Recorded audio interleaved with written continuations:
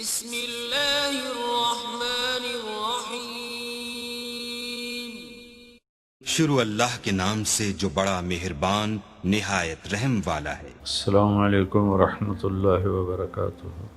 بسم اللہ الرحمن الرحیم، والصلاة والسلام علی رسولہ الکریم وعلی آلہ واصحابہ اجمعین، اما بعد۔ دنیا میں جتنی بھی قومیں تباہ ہوئیں اس کا سبب ان کی معاشی تنگی، اسباب کی قلت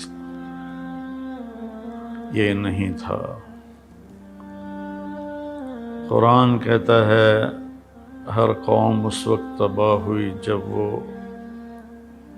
بے عمل ہوئے، بد عمل ہوئے، بد اخلاق ہوئے، تو اللہ تعالیٰ نے ان کو پکڑا، اور وہ قومیں اس وقت اپنے عروج پر تھیں۔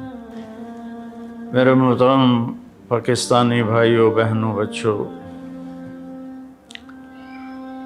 اس وقت جو واقعہ ہوا ہے ہماری بد اخلاقی اور پستی کی انتہا ہے۔ اس سے آگے بڑھ کر کوئی پستی نہیں، اس سے آگے بڑھ کر کوئی بے حیائی، بد اخلاقی نہیں۔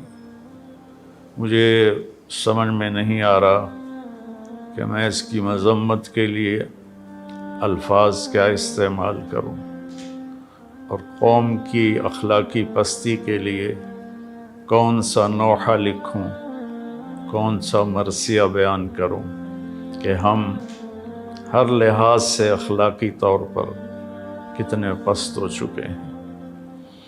ہمارے بھی زوال کا سبب اسباب کی کمی نہیں ہے، ہم نیوکلیئر پاور ہیں۔ ہماری پوری امت کی پستی کا سبب صرف بد اخلاقی، بے حیائی، نافرمانی۔ تو جب عروج آتا ہے تو وہ صفات پہ آتا ہے، جو زوال آتا ہے وہ بد اخلاقی اور اعمال کی پستی پر آتا ہے۔ اتنا شرمناک واقعہ ہے کہ میری زبان لڑکھڑا رہی ہے بولتے ہوئے، اس کی جتنی بھی مذمت کی جائے کم ہے۔ میری گزارش ہے حکومت کے اداروں سے کہ ان کو قانون میں جو سخت سے سخت سزا ہو سکتی ہے وہ دی جائے، اور میں حکومت پاکستان سے گزارش کروں گا کہ اللہ کے واسطے عدلیہ اور قانون اس کا اعادہ کریں، اس کو بدلیں۔ ہمارا قانون 150 سال جو انگریز بنا کر گیا تھا وہی چل رہا ہے۔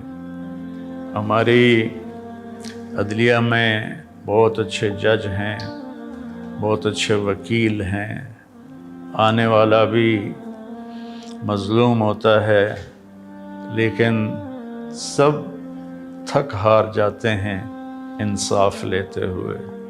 تو میں حکومت پاکستان سے یہ درخواست کروں گا کہ اللہ کے واسطے اس قانون پر غور کریں، اور اس پر ساری جو ہماری پارلیمنٹ ہے اس کا تو کام ہی ہوتا ہے قانون سازی، لیکن وہ آپس میں ہی لڑتے رہتے ہیں۔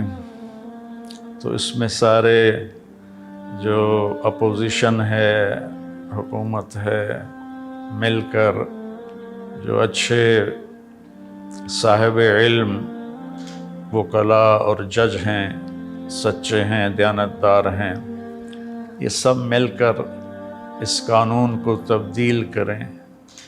یہ خود ایک ظلم ہے جو عدالتوں میں ہو رہا ہے۔ مظلوم کا سب کچھ بک جاتا ہے، پھر بھی اسے انصاف نہیں ملتا۔ 10 سال کے بعد پتہ چلتا ہے کہ یہ تو بے گناہ ہے، اس کو رہا کر دیا جائے، اس کی زندگی کے 10 سال کہاں چلے گئے؟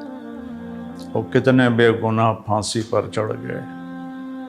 تو میرا تو سر شرم کی وجہ سے جھکا ہوا ہے کہ میں کیا کروں، کیا کہوں۔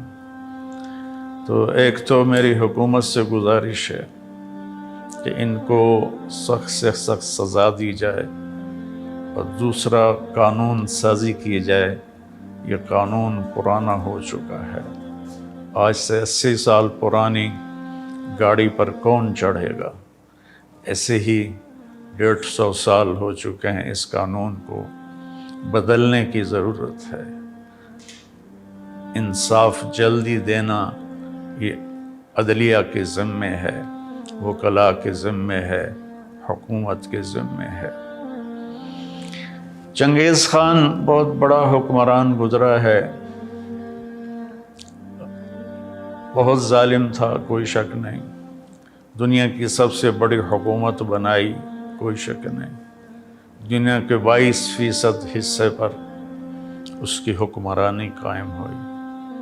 اس کا کوئی مذہب نہیں تھا، اس سورج کی پوجا کرتے تھے، لیکن اس کے قانون میں زنا کی سزا قتل تھی۔ کوئی زنا کرتا پکڑا جاتا، اس کی گردن اڑا دی جاتی تھی۔ چوری کرنے کی سزا بھی قتل تھی، جو چوری کرتا ہوا پکڑا جاتا اس کی گردن اڑا دی جاتی تھی۔ جھوٹ کی سزا بھی قتل تھی، جس کا جھوٹ ثابت ہو جاتا اس کی گردن اڑا دی جاتی تھی۔ تو ایک غیر مسلم نے اپنی قوم میں ایسا زبردست نظام بنایا۔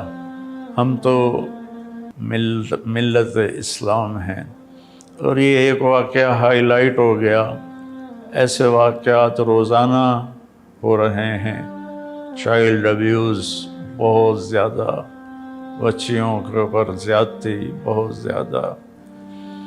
یہ سامنے آ گیا اس لیے اس پر شور مچا، لیکن یہ واقعات تو روز ہو رہے ہیں۔ تو اللہ کے واسطے صرف حکومت یہ نظام نہیں بنا سکتی کہ لوگ بدل جائیں، ہمیں اپنے آپ کو بدلنا ہوگا۔ والدین سب سے پہلا اسکول ہوتے ہیں، وہ بچوں کی تربیت سے غافل ہیں، بس اسکول جائیں اور پڑھائی کریں، پھر آپ واپس آئیں، ٹیوشن پڑھیں، اور بس پھر کھانا کھائیں اور سو جائیں۔ آگے ہمارے اسکول صرف کاروباری ادارے ہیں، تربیت ساز نہیں ہیں۔ ہمارے کالجز میں لڑکے لڑکیاں اکٹھے پڑھتے ہیں، جب پیٹرول اور آگ اکٹھا ہوگا تو پھر آگ نہ لگے، یہ کیسے ہوگا؟ کو ایجوکیشن، مخلوط تعلیم، اس نے بے حیائی کو پروموٹ کیا ہے، اس میں کوئی شک نہیں ہے۔ میں خود کالج لائف گزار کے اللہ کے راستے کی طرف آیا، اس وقت میں اور آج اس کو 50 سال گزر چکے ہیں۔ میرا دکھ درد ہے بھائیوں بہنوں، اپنے بچوں کی بچیوں کی تربیت کرو، حفاظت کرو۔ اور اللہ کے نبی کا فرمان ہے رات کو اکیلے کوئی سفر نہ کرے۔ عجب میرے نبی کا فرمان ہے کہ کوئی مرد بھی ہے تو رات کو اکیلے سفر نہ کرے۔ اور میں سب والدین سے کہتا ہوں اپنے بچوں کے اخلاق پر نظر رکھیں۔ اسکول والے کالج والوں سے کہتا ہوں کہ بچے بچیوں کو اخلاق کا سبق دیں۔ علماء سے کہتا ہوں کہ فرقہ واریت کے بیان اور نفرت انگیز بیان چھوڑ کر ہر مسلک کے علماء وہ اچھے اخلاق، حیا، پاک دامنی کے خطبات اپنے ممبر سے بولیں اور قرآن کو بیان کریں اور سیرت کو بیان کریں۔ اپنا اپنا مسلک اپنے مدرسوں میں پڑھائیں، لیکن ممبر پر بیٹھیں تو قرآن کو بیان کریں اور اللہ کے نبی کی سیرت کو بیان کریں۔ ہمارا میڈیا ہے وہ اس میں بڑا کام کر سکتا ہے کہ قرآن کے تفسیر کو، نبی پاک کی سیرت کو وہ مختلف پروگراموں میں بیان کریں تو اس کا بہت بڑا اثر پڑے گا۔ بہرحال رونے کے سوا اور کچھ بھی نہیں ہے کہ میں کیا کروں۔ اس واقعے کی مذمت کرنے کے لیے الفاظ ہی کوئی نہیں ہے۔ میرے نبی نے فرمایا تھا یوشک الامم ان تداعی علیکم کما تداعی الآکلۃ الی قصعتها۔ ایک وقت آئے گا تمہیں اس طرح کھایا جائے گا جیسے روٹی کھائی جاتی ہے اور ہضم ہو جاتی ہے اور اس کے ٹکڑے ٹکڑے کر دیے جاتے ہیں۔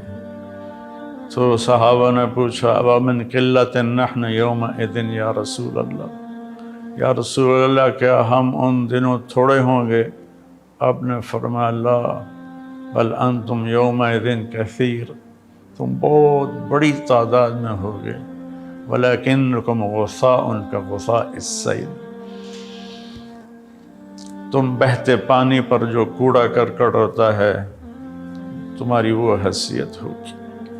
تو کیا خوبصورت تشبیہ دی کہ کثرت ہوگی لیکن اخلاق نہیں ہوں گے، حیا نہیں ہوگا، پاک دامنی نہیں ہوگی، سچائی نہیں ہوگی، جیسے کوڑا کرکٹ پانی میں بہہ کے پتہ نہیں کہاں چلا جاتا ہے، ایسے ہی تم اپنی اخلاقی پستی کی وجہ سے تباہ و برباد ہو جاؤ گے۔